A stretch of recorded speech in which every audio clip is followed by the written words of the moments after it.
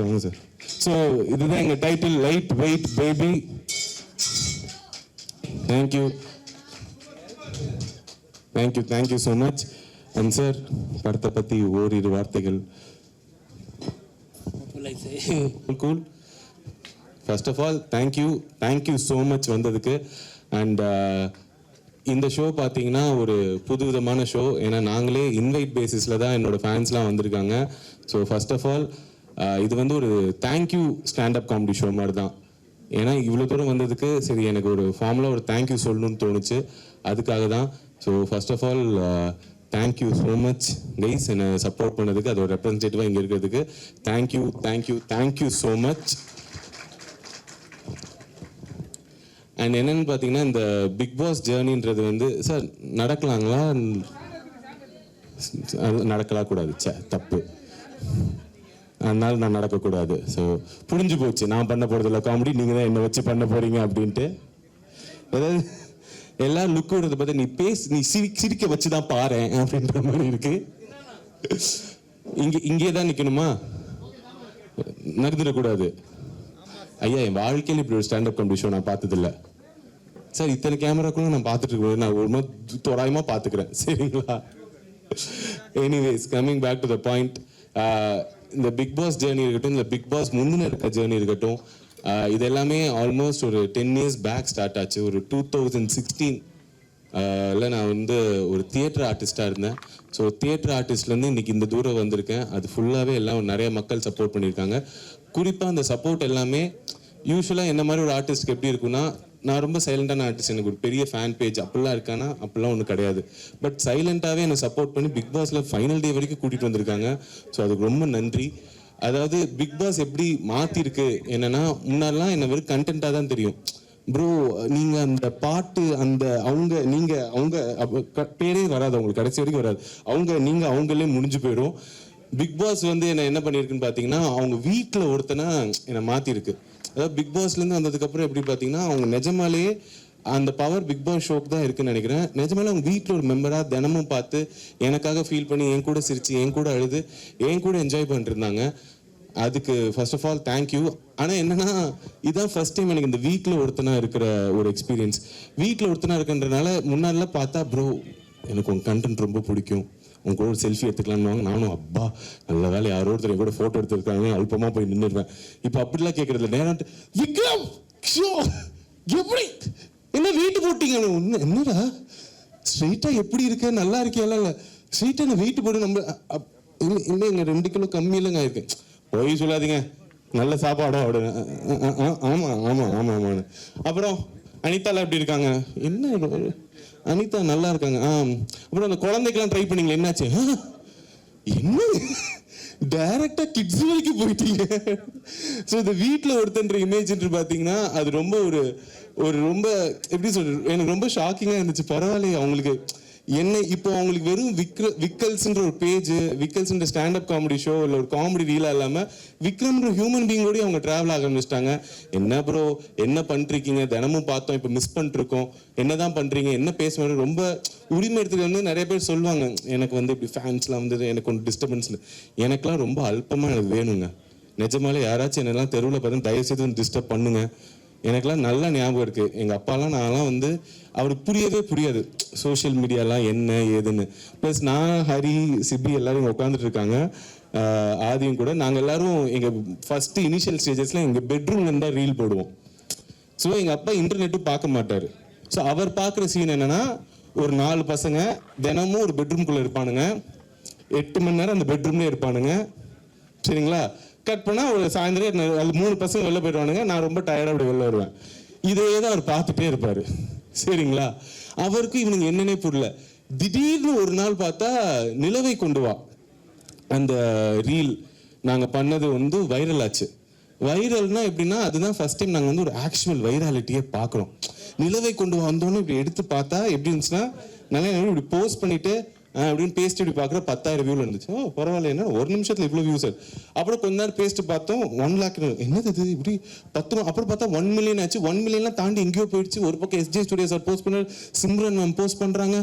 திடீர்னு பார்த்தா தேவா சார் எனக்கு ஃபோன் காலில் வந்துட்டு, என்கிட்ட தம்பி ரொம்ப தேங்க்ஸ்ப்பா, உங்களால எங்களுக்கு பப்ளிசிட்டின்னாங்க. நான் சத்தியமா அழுதுட்டேங்க. சார் அதெல்லாம் இல்லை சார், தப்பி தோறி கூட இப்படிலாம் சொல்லிடாதீங்க. அவ்வளோ பெரிய மனசு அவருக்கு, அவரால் எங்களுக்கு பப்ளிசிட்டி. ஆனால் சத்தியமாக சொல்கிறேன் சார், நிலவை கொண்டு வா யாருக்கு லைஃப்பை மாற்றுச்சோ இல்லையோ, எங்களுக்கு நிஜமாலே நிலவே கொண்டு வந்துருச்சு. அந்த பாட்டு பார்த்ததுக்கு அப்புறம் சிம்ரன் மேமை தாண்டி எங்களை தான் எல்லாருக்கும் ஞாபகம் வருது. அந்த சாங் வைராலிட்டி ஆனோன்னே எங்களுக்கு என்னன்னா, அப்போதான் ஃபர்ஸ்ட் டைம் யூடியூப் மீடியாவில் நான் பார்க்குறோம். திடீர்னு பார்த்தா எல்லாரும் கால் பண்ணி எங்ககிட்ட இன்டர்வியூலாம் கேட்குறாங்க. நாங்கள் சார் இன்டர்வியூ, நாங்கள் 4 பேரா? நாங்கள் எப்படின்னா யார் எப்போ இந்த இன்டர்வியூ நிற்கும்னு தெரியாது. அதனால எப்படின்னா நான், ஹரி, சிபி, எங்கள் கிட்ட இருக்கிற எல்லா எடிட்டர்ஸ் எல்லாருமே உட்காந்துருவோம். எல்லாரும் உட்காந்து எல்லா லைஃப் ஸ்டோரியும் சொல்லிடுங்க, வீட்டுக்கு பெருசாக காசு போகிறது இல்லை, அம்மா அப்பா கிட்ட இந்த இன்டர்வியூ காட்டி நாங்கள்லாம் பெரிய ஆள் அப்படின்னு சொல்லிக்கலான்னு. எங்கள் அப்பாவுக்கு புரியவே இல்லை. நல்ல ஞாபகம் இருக்குது, நிலவை கொண்டு வா அந்த வைராலிட்டி பீக் எப்படி இருக்குன்னா, டைனிங் டேபிளில் ஒருத்தர்கிட்ட இன்டர்வியூ கொடுத்துட்ருப்போம்.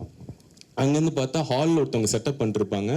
அப்புறம் கீழே அந்த ஸ்டூடியோவில் இன்னொருத்தவங்க செட்டப். எங்கள் அப்பாவுக்கு புரியல, வீட்டுக்கு இவன் நயா பைசா கொடுத்ததில்ல, இவனுக்கு இத்தனை பேர் வந்து இன்டர்வியூ எடுத்துட்டு இருக்காங்க, யார் நீ, நிஜமாலே உருப்பட்டுட்டியா லைஃப்ல அப்படின்ற ஜோன்ல இருந்தாரு. ஆனா அப்படி இருந்தவர் எனக்கு ஏன் பிக் பாஸ் ரொம்ப பிடிச்சி போச்சுன்னா, அவருக்கு தெரியாது நான் வந்து ஒரு நல்ல பர்ஃபார்மர், நான் நல்லா யோசிப்பேன். அவருக்கு ஞாபகம் இருக்கிறதுல நான் காலேஜ் பங்க் பண்ணது, என் பிரின்சிபல் கால் பண்ணி உங்க பிள்ளை உருப்பட மாட்டான்னு சொன்னது, இதுதான் அவருக்கு ஞாபகம் இருக்கிறது. ஸோ இதெல்லாம் முடிஞ்சு இப்போ எல்லாரும் இன்டர்வியூ எடுத்தோன்னா அவருக்கே தெரியாது நான் யாரு, இதான் நல்லாதான் தான் பண்றேன் நான். பிக் பாஸ் வந்து தான் அவருக்கே தெரியும், ஓ இதெல்லாம் எனக்கு தெரியும் அப்படின்னாரு. இப்படி நான் உன்னை வளர்க்கலையே அப்படின்னு. பட் பரவாயில்ல. ஆனால் பிக் பாஸ் போயிட்டு வந்து நான் ஒரு மிகப்பெரிய விஷயம் கற்றுக்கிட்டேன். அது என்னன்னா, ஒர்க்கிங் ஆஃப் தி வேர்ல்ட், உலகம் எப்படி வேலை பார்க்குதுன்னு. அதை நான் கற்றுக்கிட்ட ஒரு முக்கியமான விஷயம் பிஆர். பிரதீப் ரங்கநாதன் கிடையாதுங்க, அவர் நல்லா வேலை பார்ப்பான்னு எல்லாருக்குமே தெரியும். பிஆர்னா paid promotions and public relations. நான் கற்றுக்கிட்டேன்னா பிஆர் வாழ்க்கைக்கு ரொம்ப முக்கியம், கண்டிப்பாக முக்கியம். நான் எல்லாருக்கும் சொல்கிறேன், எல்லாருமே லைஃப்பில் நீங்கள் செலிப்ரிட்டியோ பப்ளிக் ஃபிகரோ இல்லையோ பிஆர் வச்சுக்கோங்க. நான்லாம் முடிவு பண்ணிட்டேன் பிஆர் வச்சே தீரணும் அப்படின்ட்டு. அதாவது பெரிய விஷயங்களுக்குலாம் இல்லை, வீட்டில் நடக்கிற சண்டைகளுக்கே. இப்போ என் ஒய்ஃபோட சண்டை தெரியாதனமா எங்கள் ஒய்ஃபோட அப்பாவை அவன் கிடக்கிறான்னு நான் சொல்லிட்டேன்னு வச்சுக்கலாம். சாரிலாம் கேட்க மாட்டேன் இப்போ. நோ, அதில் சின்ன பிள்ளைங்களுக்கு சாரி கேட்கறது கான்வர்சேஷன்லாம் நோ. நியூ வேர்ல்டு எப்படின்னா நீங்கள் ஒரு பிஆர் ஹையர் பண்ணிடலாம். பேசிக் பேக்கேஜ்னா என் ஒய்ஃபுக்கு அவங்க மீம்ஸ் அனுப்புவாங்க. அதாவதுமா புருஷன்னா அப்படிதான் பேசுவான், இதில் என்ன இருக்கு அப்படின்னு. கொஞ்சம் அட்வான்ஸ் பேக்கேஜ்னா கமெண்ட்ஸ்ல வந்து திட்டுவாங்க, யாரு, அவங்க அப்பாவை. உங்க அப்பா அப்படித்தானே, கரெக்டாக தானே சொல்லியிருக்கான்னு. மெகா பேக்கேஜ்னா நியூஸ் சிட்டி சேனல்ல டிபேட்லாம் வச்சிருவாங்க. சரிங்களா? எப்படின்னா, ஏமா உங்க பரம்பரை அப்படிதானே, இப்போ அவர் என்ன தப்பா சொல்லிட்டாருன்னு கடைசியில் என் ஒய்ஃப் கன்ஃபியூஸ் ஆகி என்கிட்ட வந்து சாரி கேட்டுருவா. ஸோ இதுதான் நான் வந்து கற்றுக்கிட்டது. பட் பிஆர்லாம் பற்றி பேசும்போது இங்கே நிறைய மீடியாலாம் வந்திருக்காங்க, அவங்களுக்கு இந்த விஷயம் தெரியும். இங்கே நான் இன்வைட் பண்ணி வந்த என் ஃபேன்ஸுக்கு நான் ஒரு உண்மையை சொல்லிடுறேன், இது வந்து ஒரு ஸ்டாண்டப் காமெடி ஷோவே கிடையாதுங்க. சரிங்களா? நான் வந்து ஒரு படம் பண்ணுறேன்.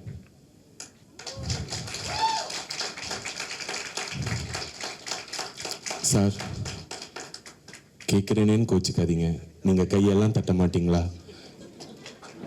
10 வருஷம் கழிச்சு படம் பண்ணுறேன் சார். ஹீரோவா?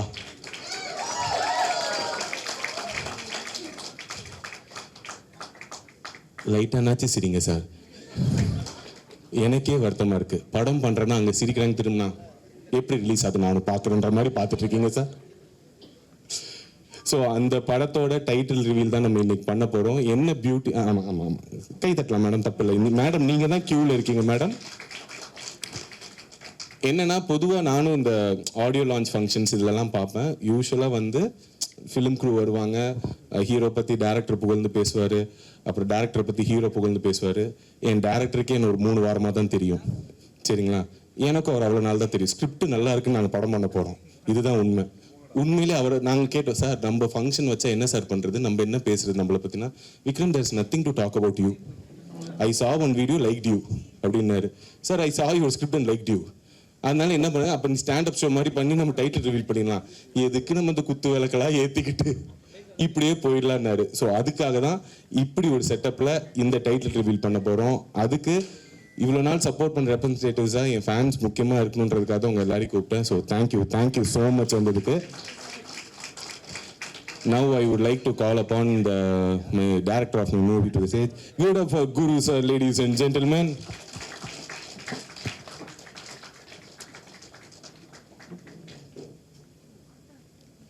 Sir, do you want to talk? No, I will tell. So இந்த படத்தில் பேசிக்லி நான் வந்து ஹீரோவாக பண்ணுறேன் சார். கரெக்ட், ஒத்துக்கிட்டாரு. ஏன்னா எனக்கு ரொம்ப சந்தேகமாக இருந்துச்சுங்க. ஏன்னா எனக்கு இதுக்கு முன்னாடி எப்படி கூப்பிடுவாங்கன்னா கேரக்டர் ஆர்டிஸ்டாக கூப்பிடுவாங்க. ப்ரோ படம் ஃபுல்லாக வருவீங்க ப்ரோ. அப்படியா ப்ரோ? ஹீரோ கூடவே இருப்பீங்க ப்ரோ. Super bro. எவ்வளோ நாள் ஷூட்டு? ஒரு அரை நாள் தேவைப்படுது ப்ரோன்பாங்க. அப்புறம் அதுக்கு நான் பேமெண்ட் சொன்னேன்னா போய் கேட்டு ப்ரோ அவ்வளோ தர முடியாதுன்னுவாங்க. ஸோ திடீர்னு பிக் பாஸ் விட்டு வந்தோடனே இவங்க ஹீரோவாக நீங்கள் தான் பண்ணணும், லீடாக பண்ணணும்னு மெசேஜ் அனுப்பிச்சாங்க. சூப்பராக இன்ஸ்டாகிராமில். சரிங்களா? இன்ஸ்டாவில் மெசேஜ் அனுப்பிச்சு கேட்டோன்னே நான் நினச்சேன் ஏதோ ஷார்ட் ஃபிலிம் பைலட் ஃபிலிமுக்கு தான் கேட்குறேன்னு பார்த்தா நிஜமாலே ஃபீச்சர் ஃபிலிம்னாங்க. நான் கொஞ்சம் ஷாக்கில் இருப்போம்ல, ப்ராங்கிங் பண்ணுறானுங்களா? ஏன்னா பிக் பாஸ்லேருந்தே நான் ப்ராங்க்குக்கு நிறைய ஏமாந்துட்டேன்.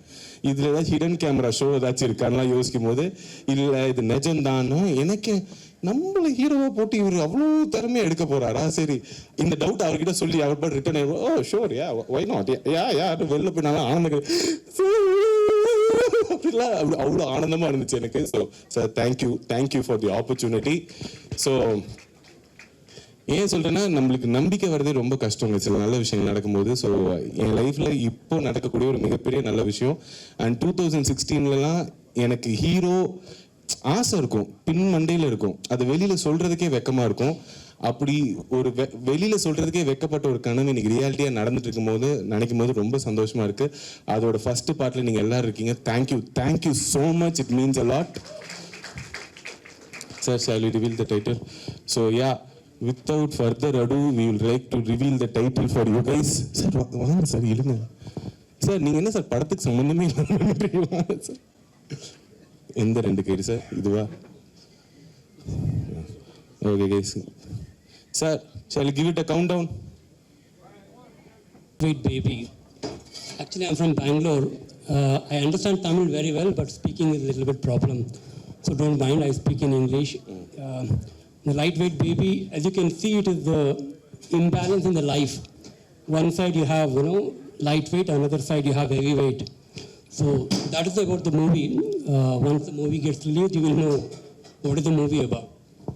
ஸோ மூவியில் இப்போ நான் இதை சொல்லும் போது தான் உங்களுக்கு தெரியும் என்னையே இவர் ஹீரோவாக சூஸ் பண்ணாருன்னு.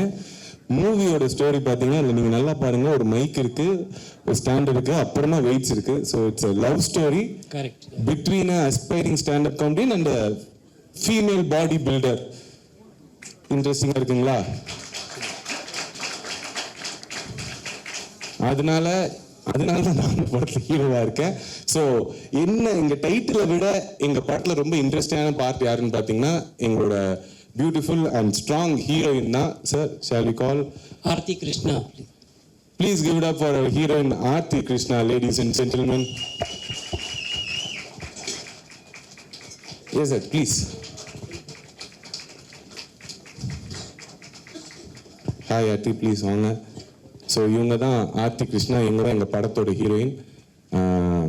So Aarthi, do you want to talk? அவங்க கொஞ்சம் நர்வஸாக இருக்காங்க. அவங்களுக்கு ஸ்டேஜ்லாம் பழக்கம் இல்லை, என்ன மாதிரி லோடலாம் பேச வராது. பட் நல்லா ஒர்க் அவுட் பண்ணுவாங்க. நல்ல காம்போவில் அவங்க கை பெருசாக இருக்கும், எனக்கு வயிறு பெருசாக இருக்குன்ற மாதிரி. But Aarthi, this is your first debut film, right? So how do you feel? You have to talk. Your heroine and all, we gave big intro. Okay. Actually, thank you so much for this opportunity. இது என்னோட எந்த லாங்குவேஜில் பேசணும்? Okay, எனக்கு தமிழ் அவ்வளோ வராது, but I will try. This is my first film. அதனால் எனக்கு தெரியல இது எப்படி வரும், எப்படி எனக்கு பண்ணும். நல்லா வரணும் அப்படி தான் ஆசை இருக்குது. But I will give my best. And okay, thank you Prasan Media. இன்னைக்கு வந்ததுக்கு ரொம்ப நன்றி. கரெக்டாக இருக்குல்ல? அவங்க ஃபர்ஸ்ட் டைம், ஸோ ஒரு தடவை கை தட்டிடுங்க. எல்லாரும் ஸ்டேஜில் ஏறி நர்வஸாக இருக்கிறத பார்ப்பீங்க. இவங்க இந்த பில்டிங் படி ஏறும்போதே நர்வஸ் ஆயிட்டாங்க. So please give it up for Aarthi. This is her first film and this is, I think, first time she's not posing on stage and speaking on stage. So give it up for Aarti, ladies and gentlemen. So that's it, no sir. இவ்வளோ தாங்க matter. இதுக்கு தான் உங்கள் எல்லாரையும் நாங்கள் கூப்பிட்டோம். Thank you so much வந்ததுக்கு. யூஸ்வலாக இந்த மாதிரி ஃபங்க்ஷன்ஸ் நிறையா பேசுவாங்க. எங்களுக்கு பேசுறதுக்கு இனிமேல் செய்து காட்டி விட்டு வந்து பேசுகிறோம். எனக்குன்னு இருந்த 4 PR இவனுங்க தான் நான் பிக் பாஸ் இருக்கும்போது. ஸோ அவங்க நான் என்ன சொன்னாலும் கை தட்டுவாங்க. நீங்கள் எல்லாரும் கோவப்படாதீங்க sir. So yeah, thank you guys, thank you வந்ததுக்கு. Thank you so much. வாங்க, இது ஏதோ ஒன்று பண்ணணும் போலையே. இதையெல்லாம் முன்னாடியே சொல்ல மாட்டீங்களா ப்ரோ? என்ன பண்ணும் ப்ரோ? காட்டிட்டு ஓப்பன் பண்ணணும்.